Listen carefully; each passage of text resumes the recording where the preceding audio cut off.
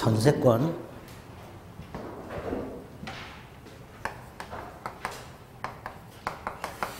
전세권은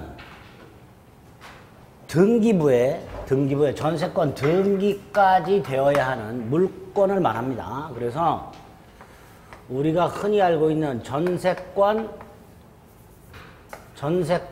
등기하지 않는 채권적 전세라고, 아파트 전세, 주택 전세 같은 거 있죠. 그거하고 구분하시자. 아파트나 주택 전세는 임대차의 일종에 불과합니다. 그래서 이거하고 내용이 비슷하긴 하지만 완전히 다른 제도니까 먼저 구별을 꼭 하셔야 돼요. 전세권은 전세권자가 전세권 설정자에게, 즉 부동산 소유자에게 반드시 전세금을 지급하고, 그 다음에 그 부동산을, 토지 또는 건물이죠, 용도에 따라 사용식을 해야 돼요. 그리고 나중에 전세금을 안 돌려주면 이 부동산을 저당권자하고 마찬가지로 임의 경매를 넣어서 이 전세금을 우선해서 배당을 받게 됩니다.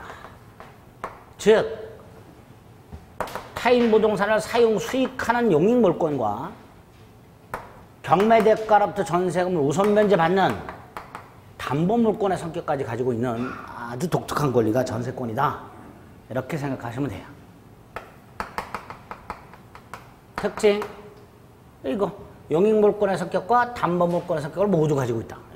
가장 기본적인 특징이죠. 두 번째, 타인의 부동산을 객체로 하죠. 부동산이라면 토지도 되고 건물도 됩니다. 토지는 당연히 일필토지 전부 또는 일부, 건물도 일동건물 전부 또는 일부, 이렇게 되겠죠. 여기서 농경지는 제외된다는 거. 농경지는 농지법이라는 법이 따로 있어서 그 농지법에 의한 별도의 농지 임대차나 위탁 경영이 가능하도록 되어 있습니다. 그래서 농경지는 제외, 쐐기 박아놨어요. 아예 303조에서. 세 번째, 반드시 전세금 지급해야 된다 그랬죠. 그래서 전세금을 지급하지 않는 특약은 무효고요. 다만 이 전세금을 현실적으로 돈을 직접 주고받을 필요는 없고, 전세권을 취득하려는 을이 기존의 갑에게 빌려준 돈이 있더라, 채권. 이 채권을 전세금 지급에 가름할 수 있습니다. 반드시 지급하되 채권, 기존 채권을 전세금 지급에 가름할 수 있습니다. 세 번째, 이거 왜 주냐 하면요, 주는 기능이 있어요. 전세금이 세 가지 기능이 있는데요. 일단 전세권자가 목돈을 빌려주는 기능, 이걸 신용수수라고 합니다. 두 번째, 설정자는 그 이자를 수취해요. 그 이자가 사용 대가입니다. 을이 갑소유 부동산을 사용하는 대가, 그게 전세금 이자로 충당하게 됩니다. 세 번째, 보증금이라고, 전세권자가 갑소유 땅이나 건물을 훼손시키면 나중에 설정자는 전세금에서 그 손해배상을 충당하게 됩니다. 이런 기능을 보증금이라고 하게 됩니다. 그래서 세 가지 기능이 있다. 네 번째, 갑소유 건물에 을이 전세권을 갖고 있다. 그러면 항상 머릿속으로 하나가 더 떠올라야 돼요. 뭐? 을이 갑에게 전세금을 준 게 있죠.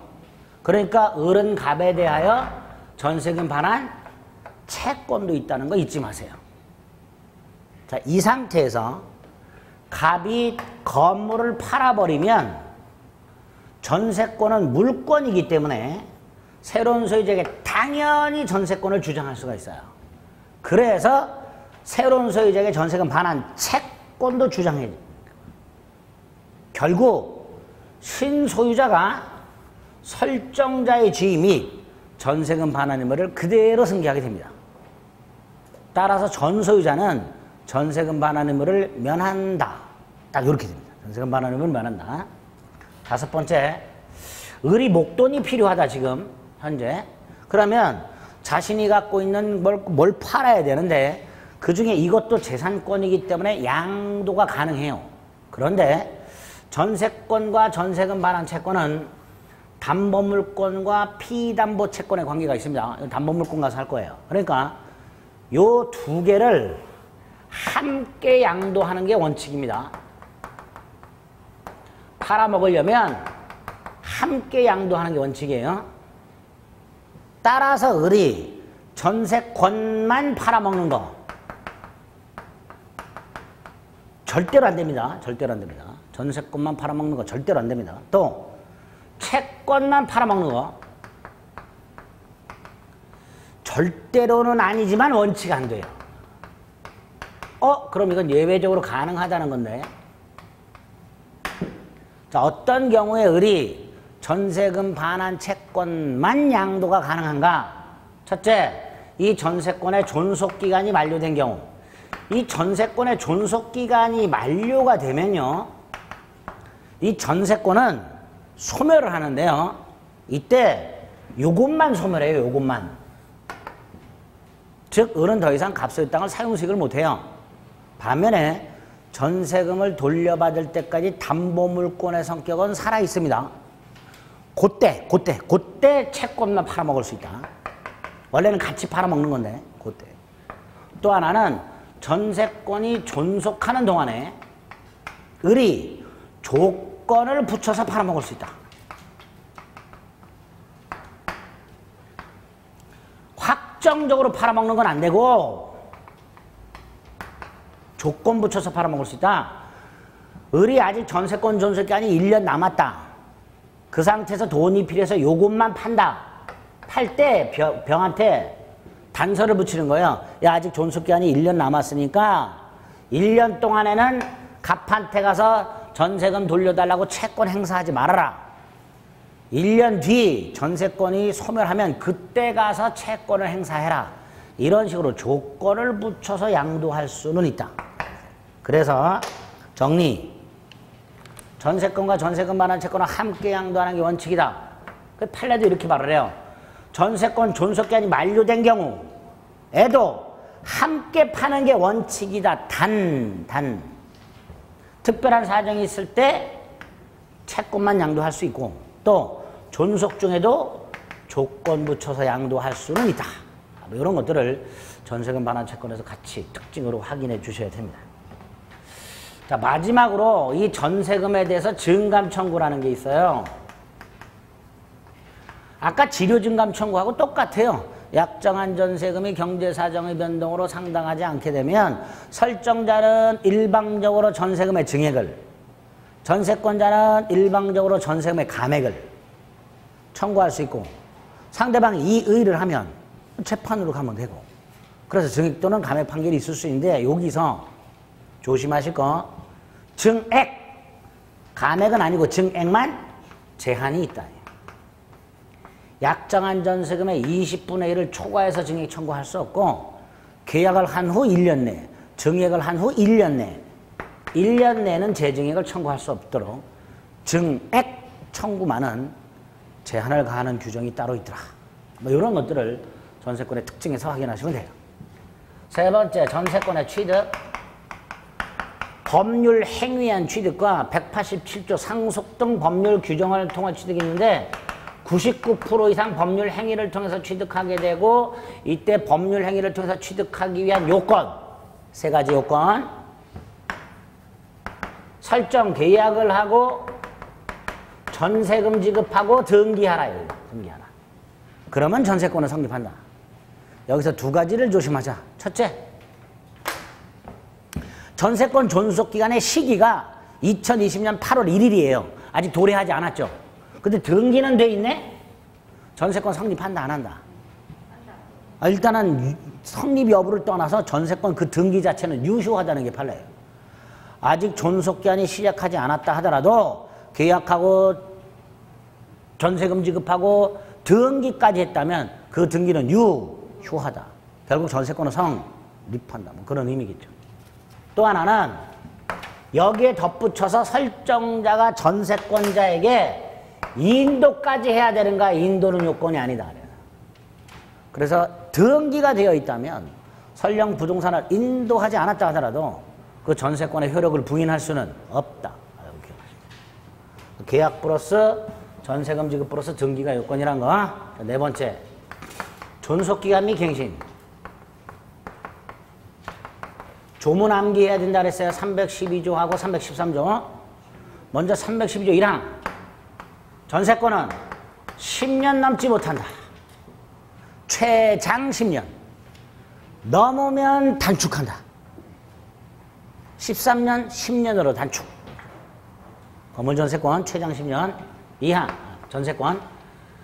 토지전세권이든 건물전세권이든 10년 넘지 못하는데 그 중에서 건물전세권만은 토지전세권 말고 건물전세권만은 1년 미만으로 정했을 때는 1년으로 본다. 즉 건물전세권만은 최단 1년이 보장돼 있다. 2년 아닌가요? 그러지 마세요. 그건 주택임대차예요. 만약에 당사자가 기간을 약정하지 않으면 지상권과는 달리 지상권은 법에서 기간을 정해주지만 전세권은 기간의 약정이 없는 전세권이고 따라서 각 당사자는 설정자 또는 전세권자는 언제든지 전세권 소멸을 통고할 수 있으며 이 통고를 받은 날로부터 6달이 경과하게 되면 말소 등기 없이 전세권을 소멸한다. 이렇게 되어 있습니다. 물론 이제 말소 등기 없이라는 말은 없어요. 어쨌든 6달이 경과하면 소멸하는데 말소 등기는 필요 없어요. 딱 이렇게 기억하셔야 돼요. 갱신 312조 3항 약정갱신. 전세권은 갱신할 수 있다. 기간만 10년 지켜라. 전세권을 갱신하는 경우에도 그 기간은 몇 년을 초과하지 못한다. 10년을 초과하지 못한다. 그 다음에 4항 법정갱신이죠. 묵시적갱신. 자, 이 법정갱신, 묵시적갱신도 건물전세권에만 인정. 토지전세권은 안 되고 건물전세권만.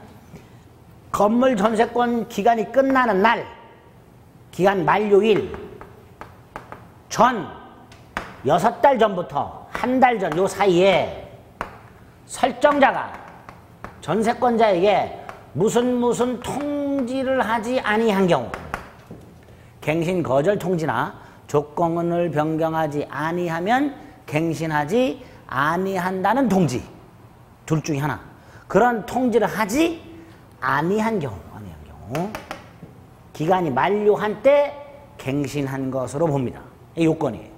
효과는 이전의 전세권과 조건이 동일하되 기간은 정함이 없는 걸로 되기 때문에 또다시 313조가 적용이 돼서 각 당사자는 언제든지 전세권 소멸을 통고할 수 있습니다.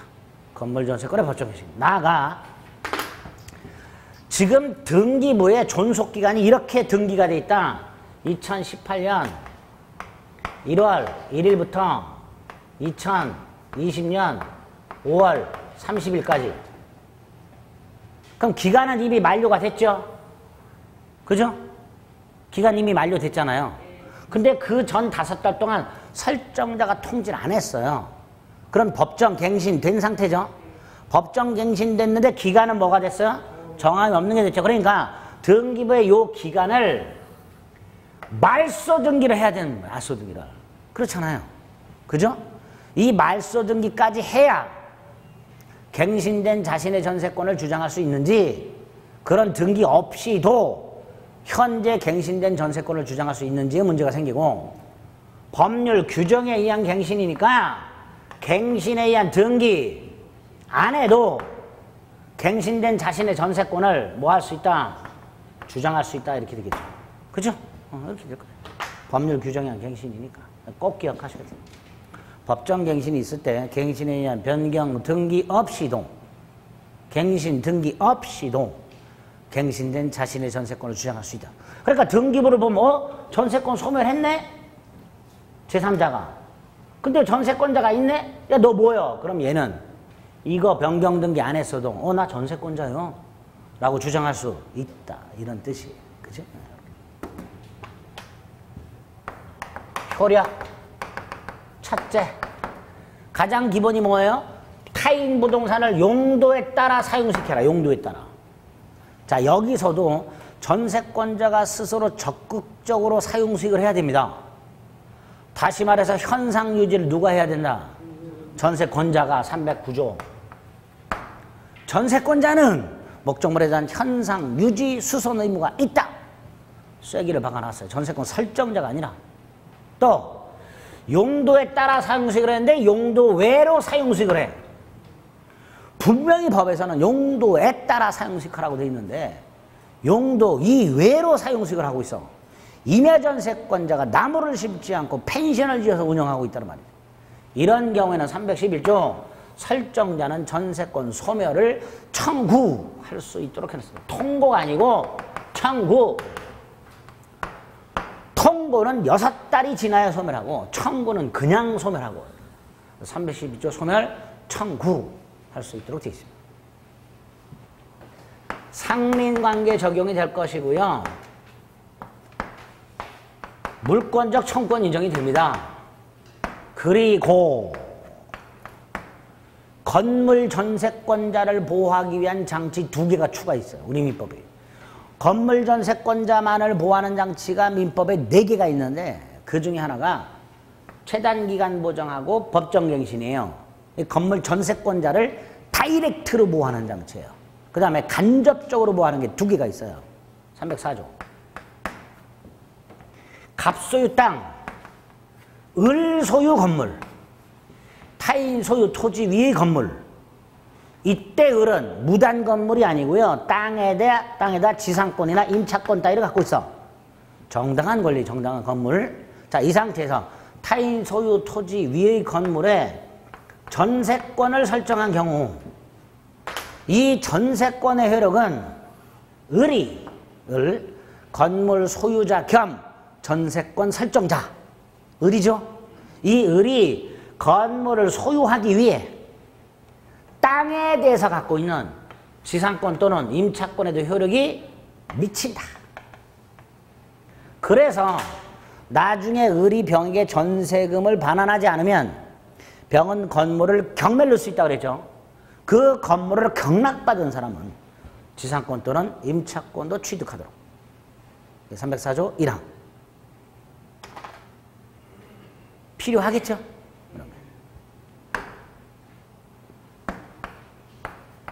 또 하나는 지난주에 봤던 305조. 갑소유 땅, 갑소유 건물. 전세권 설정. 토지 소유자의 변동.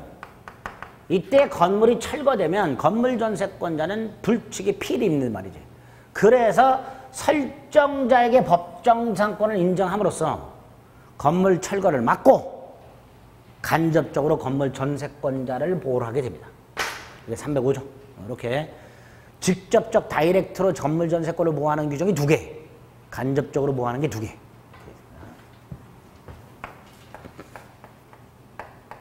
전세권 양도. 갑소유 땅에 전세권자 을이 있더라. 돈 필요하면 팔아먹을 수 있다 그랬죠. 하지만 전세권만 팔아먹을 수 있다 없다? 없다 그랬어요. 분명히. 그래서 채권도 같이 파는 거예요. 그런데 갑의 입장에서는요. 을이 전세권과 채권을 함께 팔아버리면 채권자가 바뀌죠. 그래서 갑과 을은 처음부터 팔지 말아라 금지특약할 수가 있어요. 아까 지상권은 금지특약할 수 있다 없다? 없다 그랬죠. 무효라 그랬어요. 하지만 전세권은 채권 양도 금지 가능하고 채권 양도가 금지가 되면 전세권 양도도 금지가 됩니다. 설정으로 금지할 수 있다.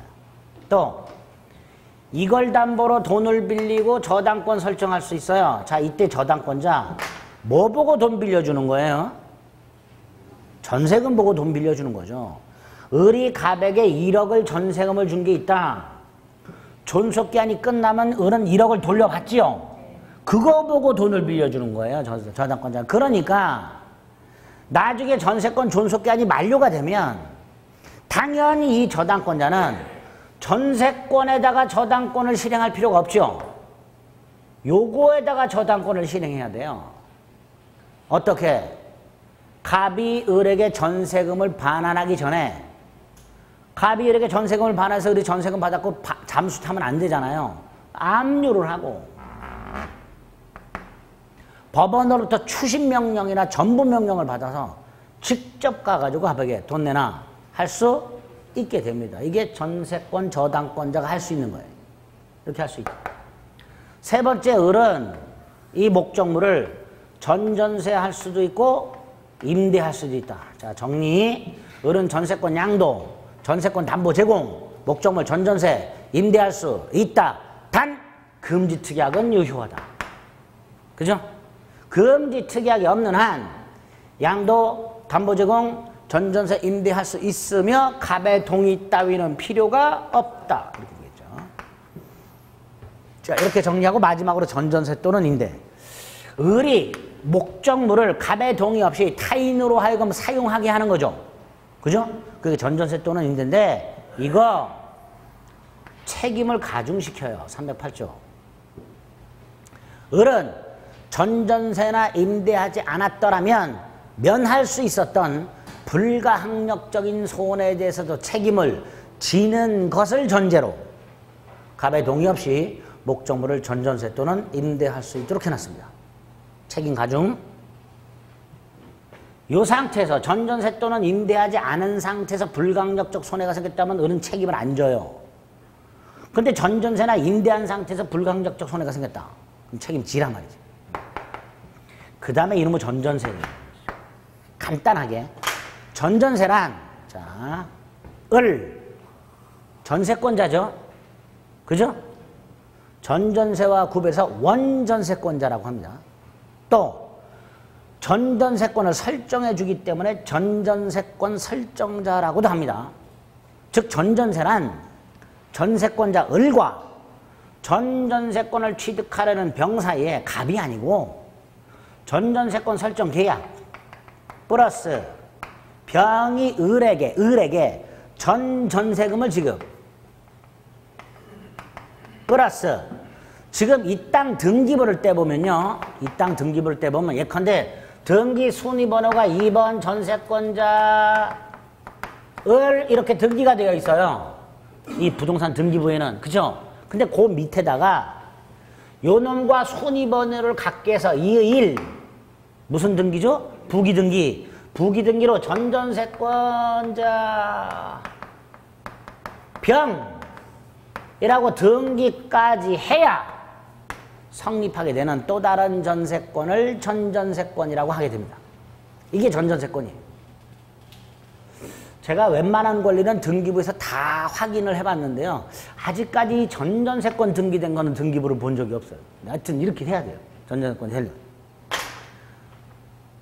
혹시 전전세권 등기부 확인 가능하신 분들은 떼서 저 좀 한번 보여주세요. 신기해. 된 건 본 적이 아직은 없어요. 근데 이렇게 해야 돼요. 전전세권 성립하려면. 두 번째로 이 전전세권도 물권이에요. 따라서 계약하지 않은 갑에게도 주장이 가능해. 그래서 제한을 좀 가해요. 전전세금은 원전세금을 초과할 수가 없고 전전세 기간은 원전세 기간을 초과할 수가 없어요. 또 을이 전전세금을 반환하지 않아서 병이 갑소유 땅을 경매를 넣을 수 있는데 그러려면 을의 전전세금 반환만 지체돼서는 안 되고 원전세금의 반환도 지체가 되어야 전전세권자는 목적물을 경매할 수 있다라고 해석을 하게 됩니다. 그것 때문에 전전세권이 조금 시험 문제 나올 수 있어요. 독특하니까. 세 가지.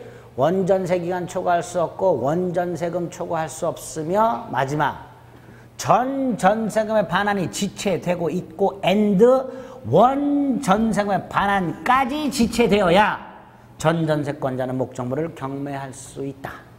그런 것들을 전전세권에서 확인하시면 됩니다. 뭐 요 정도가 전세권의 효력이에요. 여섯 번째 소멸. 사유. 몇 개가 있죠. 목적물의 멸실. 근데 이 목적물의 멸실은 조금 까다로워요. 불가항력적 멸실이냐, 전세권자의 귀책사에 의한 멸실이냐, 또 전부 멸실이냐, 일부 멸실이냐에 따라서 전세권 소멸과 전세금 반환이 달라지게 돼요. 조금 복잡해요. 그거는 나중에 문제를 통해서 보겠습니다. 자, 전세권 특유의 소멸사유. 전세권 특유의 소멸사유. 전세권에만 있는 소멸사유. 두 개가 있었죠. 311조. 용도에 따라 사용식하지 않았을 때 소멸 청구하고요. 313조. 기간을 정하지 않았을 때 소멸 통고하고요. 그 두 개가 전세권 특유의 소멸사유가 돼요. 두 번째, 소멸이 됐어요. 먼저 317조라고 동시이행관계를 하나 규정해놨어요. 우리 민법이.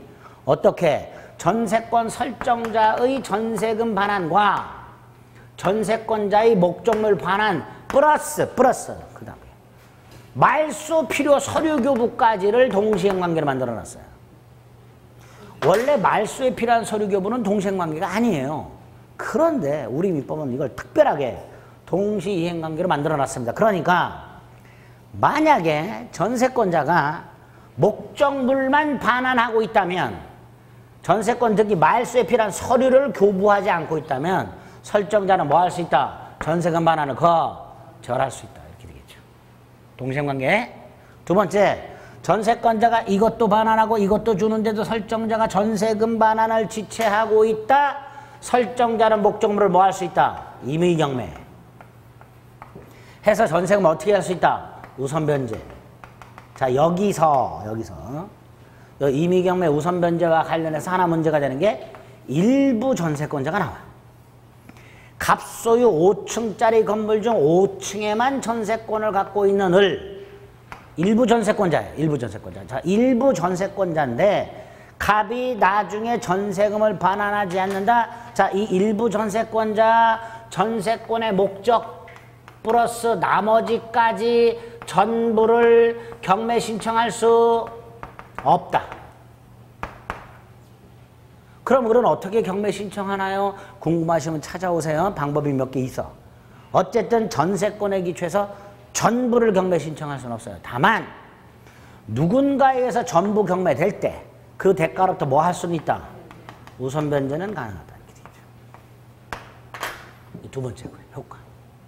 자, 세 번째. 정상적으로 설정자는 전세금을 반환하고 있고 전세권자는 목적물을 반환하면서 서류를 주고 있더라. 그런데 그 목적물에 부속물이 덕지 붙어 있더라. 예컨대 건물을 전세권을 설정받은 사람이 건물 현관에 번호키를 붙이고 건물 외벽에 에어컨 실외기를 붙이고 건물 외벽에 간판을 달았다. 번호키, 간판, 에어컨 실외기 거치대. 건물 일부 다 독립물이다. 독립물이죠. 떼갈 수 있는 거잖아요. 이게 부속물이에요. 전세권자 소유의 독립물. 이거 어떻게 해야 돼요, 전세권자? 수거해야지요. 왜? 원상 회복해야지. 원칙이에요. 아까 지상물 수거하듯이 전세권자 소유 부속물도 수거해야 돼. 자, 이때 설정자가 누가? 설정자가 야 팔어. 매수 청구할 수 있어요. 부속물 팔어. 설정자의 부속물 매수 청구권이 있습니다. 또 전세권자도 사라. 매수 청구할 수 있어요. 설정자의 팔아라. 전세권자의 사라. 부속물 매수 청구권이 두 개. 자, 여기서 설정자 어떤 것이든 다 팔아라. 부속물에 제한이 없어요. 그냥 다 팔아. 반면에 설정자 사라.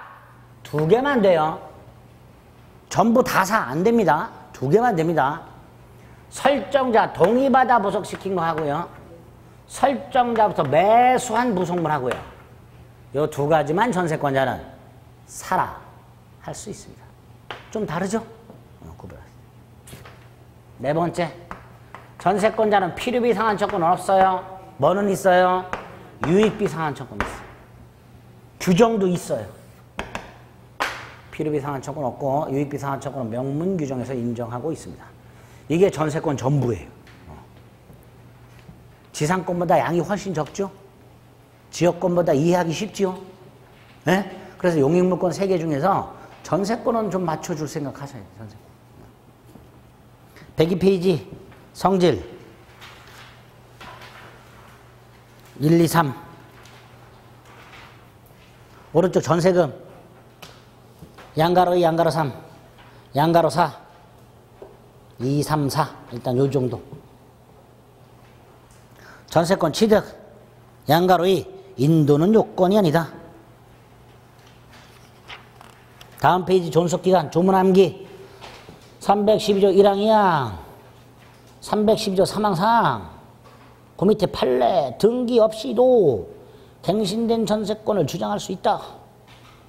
마지막 313조 소멸통고 기억하자. 효력 밑에 304조 1항 타인 토지에 있는 건물의 전세권을 설정하면 그 전세권은 지상권 또는 임차권에도 미친다. 오른쪽 305조 건물 소유자인 전세권 설정자가 법정 지상권을 취득한다. 305조 1항 반가로 2번 오른쪽 반가로 5번 309조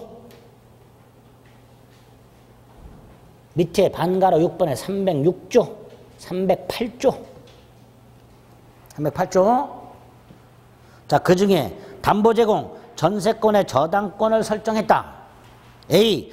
전세권 존속기한이 만료가 되면 전세권은 말소 등기 없이 소멸한다. 자, 이때 뭐가 소멸한다 그랬죠? 용익물권.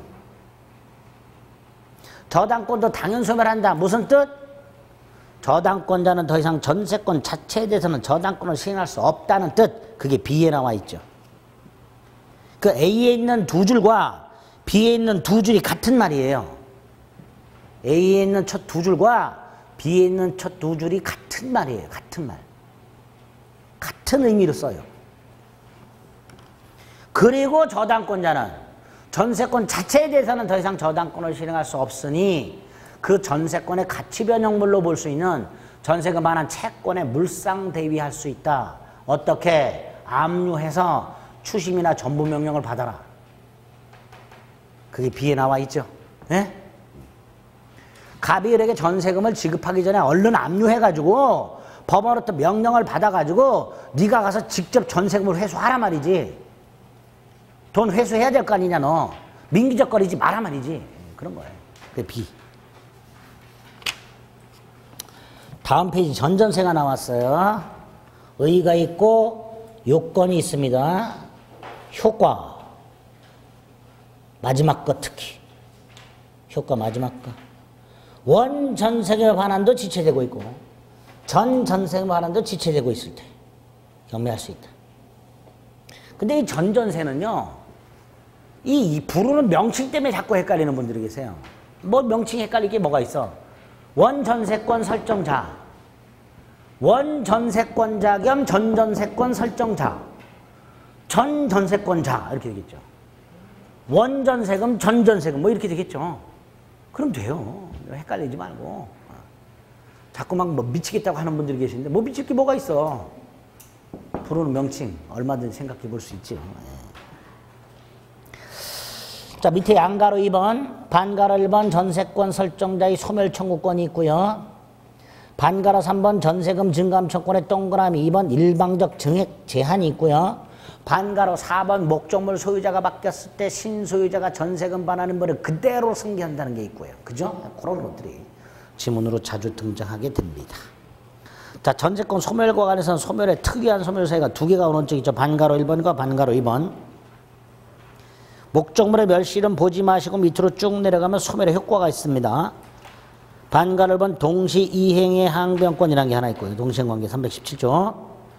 반가로 2번에 318조 경매권이 있는데 한 장을 넘겨서 동그라미 2번 일부 전세권 조심하자. 일부 전세권 동그라미 2번. 그리고 반가로 3번 316조 1항은 설정자의 팔아라 매수 청구권, 2항은 전세권자의 사라 매수 청구권 두 개가 있죠. 그리고 유익비 상환 조건은 명문 규정에서 따로 인정하고 있다라는 것. 이 정도. 아직 끝날려면 멀었어요. 이 시간 봐봐요. 머리가 터질 것 같죠? 자, 용익물권 이렇게 세 개 봤어요. 지상권, 지역권, 전세권. 아까도 말씀드렸듯이 너무 스트레스 받지 마세요. 용익물권은 그냥 다 틀려줘 좋다라는 결연한 각오로 담보물권을 열심히 하시면 됩니다. 지상지역권, 전세권은 다 틀려도 좋다라는 결연한 의지를 가지고 담보물권을 열심히 보시면 돼요.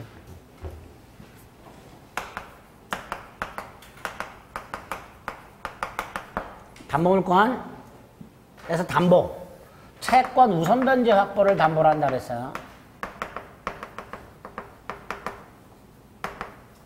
방법이 두 가지가 있었죠. 인적 담보하고 물적 담보.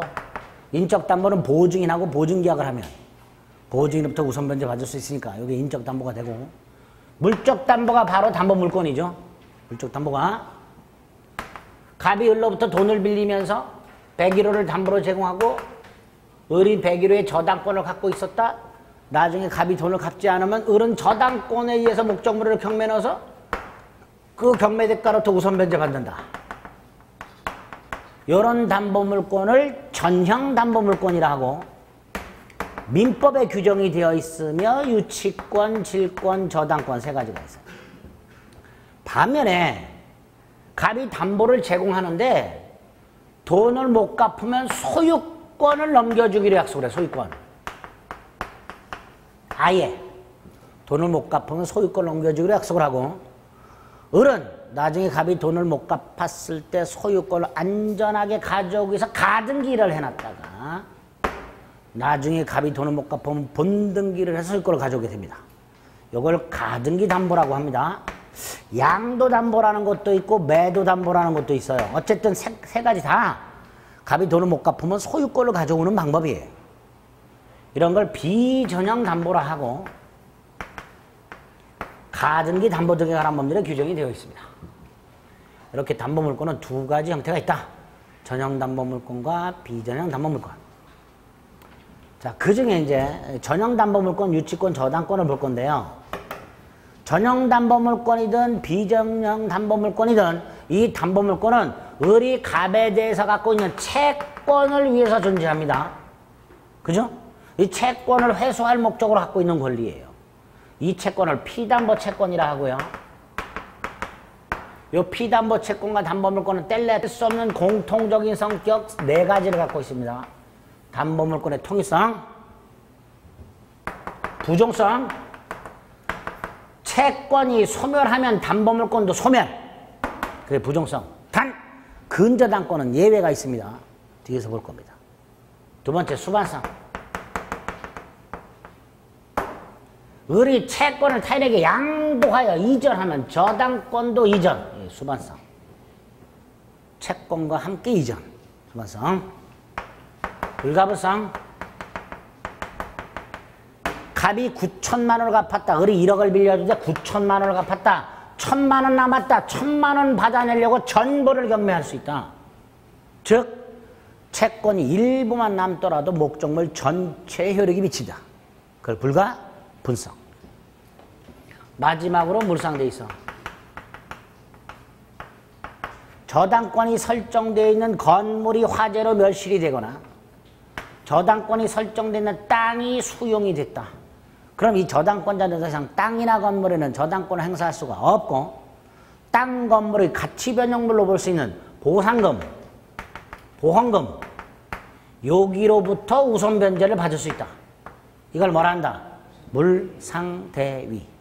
목적물의 멸실, 훼손, 공용징수 되고 보험금, 보상금 같은 가치 변형물이 남는 경우 그 가치 변형물부터 우선 변제받는 성질 물상대위. 그런데 유치권은 물상대위성이 없다. 이렇게 간단히. 그리고 유치권 보면 되죠. 물건을 점유하면서 반환을 거절하는 것을 유치라 하는데 320조에서 유치권을 뭐라고 해놨냐?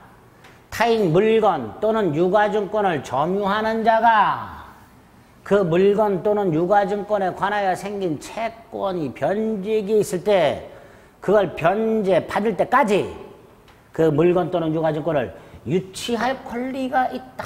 이렇게. 이게 유치권이다. 이게. 자, 유가증권은 생각하지 말고 물건만 생각해보자. 갑의 건물을 신축한 건축업자 을이 공사대금을 받지 못해서 건물을 유치. 갑의 자동차를 수리한 을이 수리비를 받지 못해서 자동차를 유치. 자신의 농작물을 훼손시킨 말을 손해를 배상받을 때까지 유치. 임차인이 임대차 목적물에 비용을 지출해서 을이 렌터카를 빌려서 타다가 고장이 나서 을이 수리를 했어. 그런데 갑이 수리비를 안 줘. 줄 때까지 유치. 이런 게 유치권이다. 을의 입장에서 보면 갑소유 물건을 점유하고 있고 그 물건, 건물, 자동차, 말, 그 다음에 목적물 때문에 생긴 채권이 있더란 말이죠. 그걸 받기 위해서 유치하는 권리를 뭐라 한다? 유치권이라 한다. 특징. 법정담보물권이다. 약정을 통해서는 성립하지 않는다. 법정담보물권이다. 잊지 말자. 다만 포기 특약할 수 있다. 법정담보물권이지만 포기 특약할 수 있다. 포기 특약할 수 있다. 두 번째, 목적물을 경매할 권리는 있으나 그 경매 대가로부터 우선 변제 받을 수가 없고 따라서 그 가치 변형물로부터도 우선 변제를 받을 수가 없다. 물상 대위 안 된다. 세 번째, 점유를 상실하게 되면 유치권을 소멸한다. 소유권은 안 그렇죠. 내 소유물이 타인 손에 있더라도 나는 소유권을 상실하지 않아요. 그러니까 쫓아가서 내 물건 돌려달라고 할 수 있어요. 쫓아가는 걸 초급이라 하고요. 내 물건 돌려달라가 물권적 청권이야. 그런데 유치물은 점유를 상실하는 순간, 즉 물건이 다른 사람 수중에 들어가는 순간 유치권은 소멸을 해버려요. 그러니까 쫓아가서 추급, 유치물 반환 따위는 청구할 수가 없다 말이죠.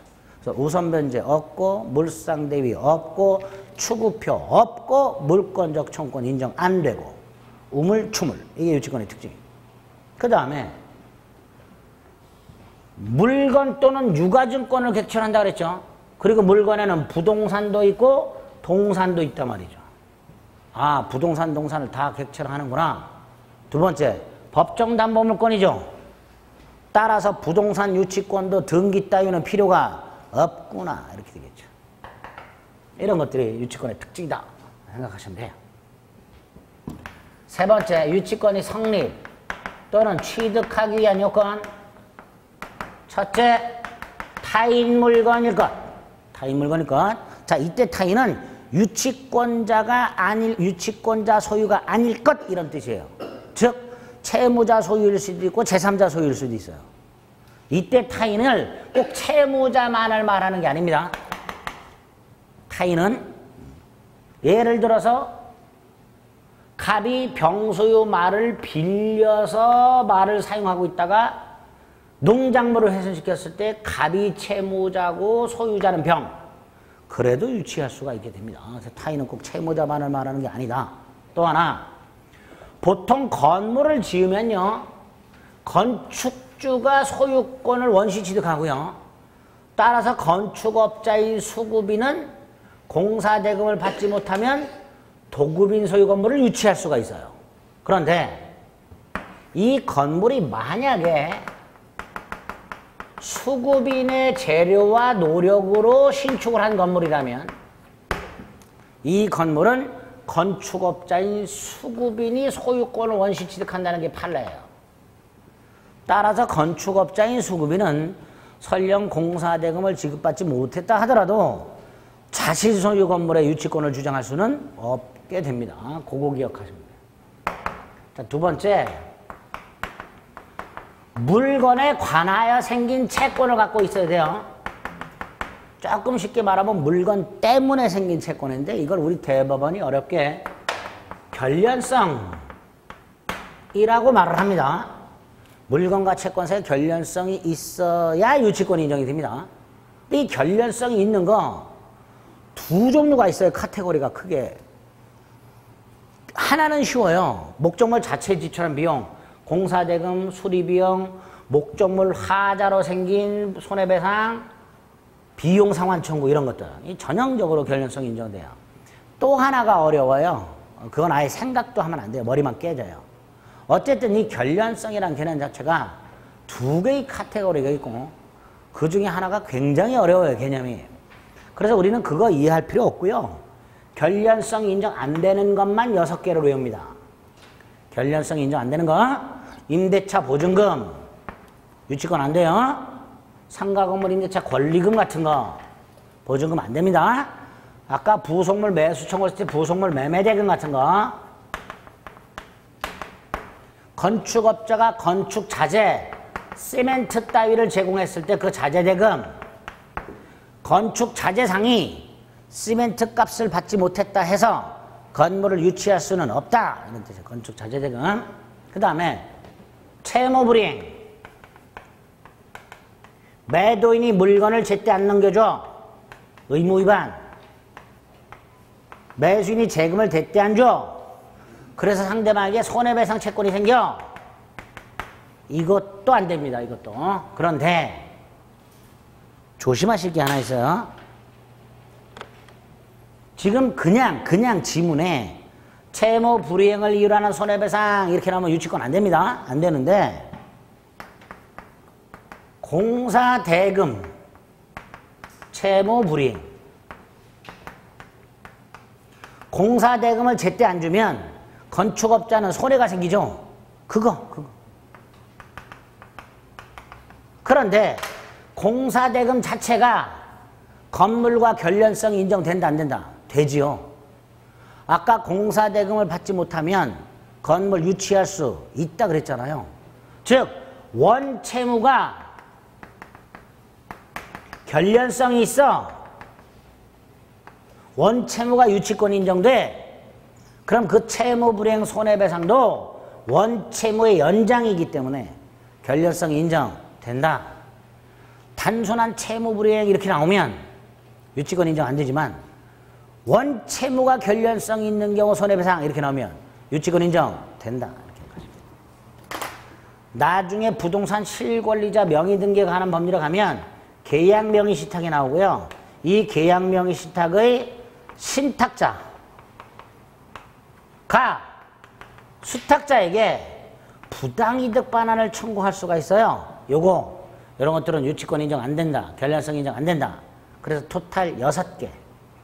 보증금, 권리금, 부속물, 매매대금, 건축 자재대금, 채무, 불이행, 손해배상, 그리고 계약명의 신탁 이런 말 나오면 유치권 인정되지 않는다. 근데 여기서 끝나면 참 좋은데요. 우리나라 학자들이 참 밥 처먹고 할 일도 없어. 야, 물건과 채권사의 결련성은 필요하다. 필요해. 이게 있어야 유치권 인정돼. 그러면 물건의 점유와 채권의 결련성도 필요하냐? 이렇게 어떤 사람이 물어봤어요. 학자가. 물건과 채권의 결련성이 필요하다고 했으니 물건의 점유와 채권과의 결련성이 필요하냐? 이렇게 물어봤어. 그럼 상대방이 물건의 점유와 채권의 결련성이 뭐야? 아, 물건의 점유와 채권의 결련성이 이런 거야. 자동차 수리업자. 자동차를 수리하기 위해서 점유를 먼저 하죠. 그죠? 수리가 끝나면 채권이 생기죠. 그죠? 점유한 후에 채권이 생겨. 이게 점유와 채권의 결련성이다. 이게.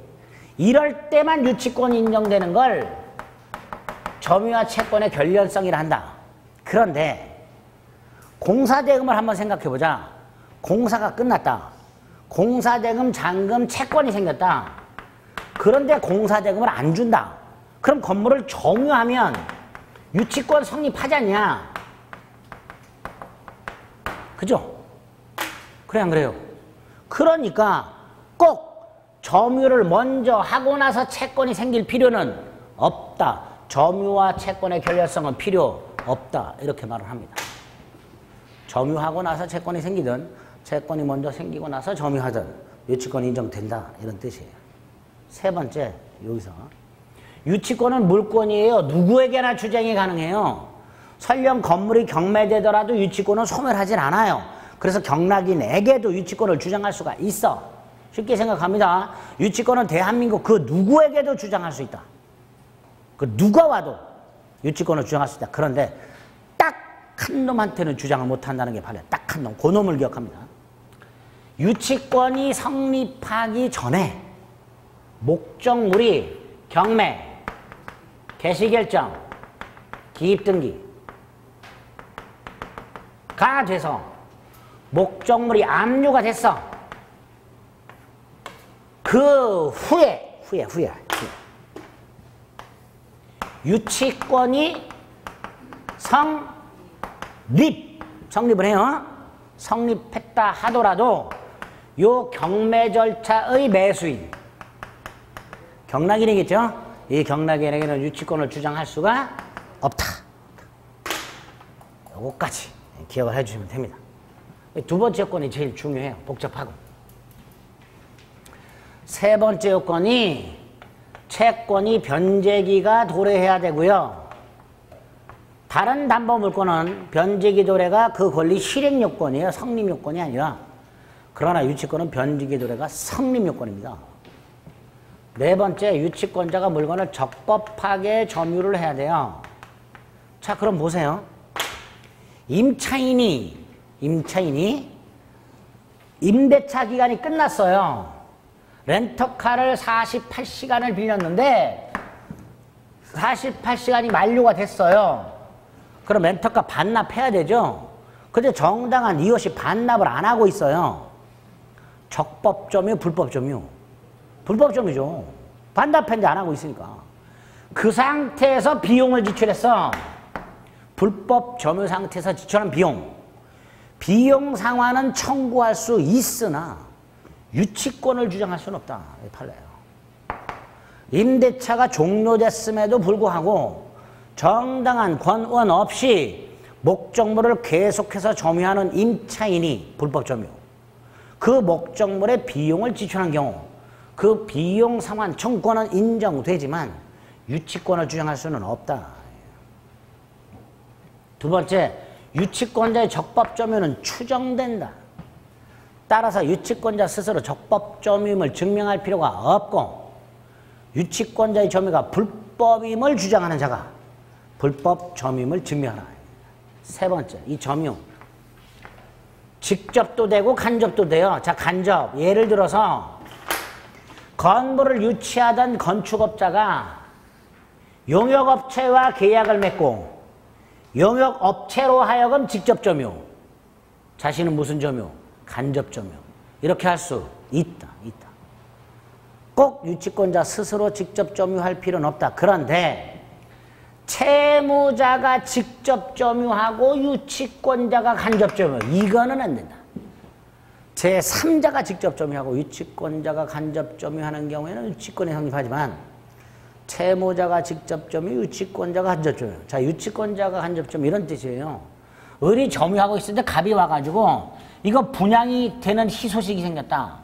근데 분양 사무실이 필요하니까 내가 1층을 점유하겠다. 일주일만. 오케이. 그래서 점유를 넘겨줬어. 직접 점유, 간접 점유 이렇게 된단 말이죠. 이렇게 채무자가 직접 점유하는 경우에는 유치권 성립하지 않아요. 다섯 번째, 당사자 사이에 유치권을 배제하는 특약이 없어야 되는데 이때 유치권 배제 특약 대표적인 게 있어요. 임차인의 비용 상환 조건 포기 특약.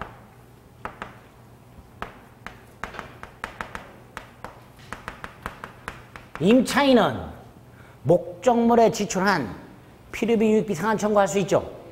그거 포기할 수 있다 없다? 있단 말이지. 그런데 비용 상환 청구권에 의해서 유치권 주장할 수 있었잖아요. 근데 이걸 포기했으니까 뭐도 포기한 거예요? 유치권도 포기한 거죠. 그죠? 그 구체적인 판례가 두 개가 있다.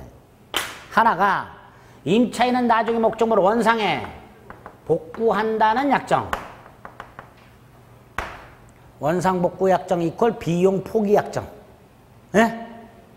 또 하나, 건물을 임차한 을이 건물을 증축하고 임차인 이 증축한 부분을 임대인 소유로 귀속.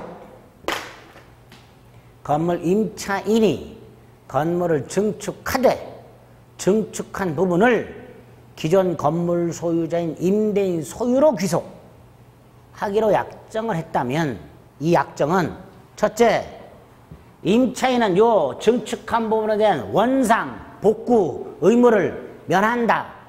앤드 비용을 포기한 거다. 그렇게 봅니다. 판례가. 두 가지 기억하셔야 돼요. 원상복구 약정하고요. 건물 임차인이 건물을 증축하되 증축 부분을 임대인 소유로 귀속시키는 약정.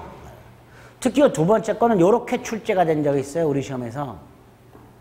증축 부분을 임대인 소유로 귀속시키는 약정은 원상복구 의무를 면하는 대신에 부속물 매수 청권을 포기하는 약정으로 무효다. 이렇게 출제가 됐어요. X. 부속물 매수를 포기한 게 아니고 뭘 포기? 비용 상환 조건을 포기하는 약정으로 유효하다. 이렇게. 요게 임차권이 유치권이 성립하기 위한 요건 5개. 꼭 철저하게 기억을 해 두셔야 돼요. 자, 네 번째 유치권의 효력이 있습니다. 효력은 잠시 쉬었다 보겠습니다.